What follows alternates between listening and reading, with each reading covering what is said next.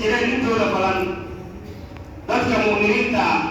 ama islaamka qulubtooda halkaabay maanta ku wada xiran tahay waa halkii ku dhigaalaysanayeen ilaahay subxaana wa tacaala dadkiisa owliyada uu jecel waa meesha diinka raqiis looga dhigay inay dadka muslimiinta sababtiisa u shahiidaan ee u dhintaan ilaahay subxaana wa tacaala aayaadkuu ku sheegay arrinkaas iyo axaadiis ayuu ku sheegay allah tabaaraka wa tacaala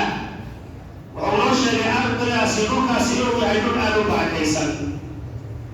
ilaahay wuxuu yeelay bilaadu shaam gaar ahaan masjid al-aqsa ayuu qudus ilaahay subxaana wa tacaala u yeelay waana dhulkuu ilaahay subxaana wa tacaala dahiray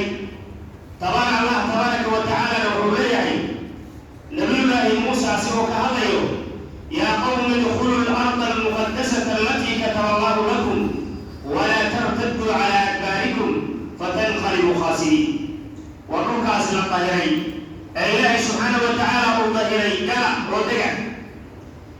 ciidtiinana howlaabanina oo markaadad khasaartaan oo dulowdaan waa markii ambiyada meesha u hijiroodeen nabiyullaahi ibraahim iyo nabiyullaahi luut markay dhibeen dhulkooda ilaahay wuxuu leeyahay wanajaynaahu wa luutan ila al-ardi allatii baaraknaa fiiha lilcaalamiin nabiyullaahi ibraahim waan badbaadinay iyo nabadood dhulkii ilaahay subxaana wa tacaala uu barakeeyey ayaanan u badbaadinay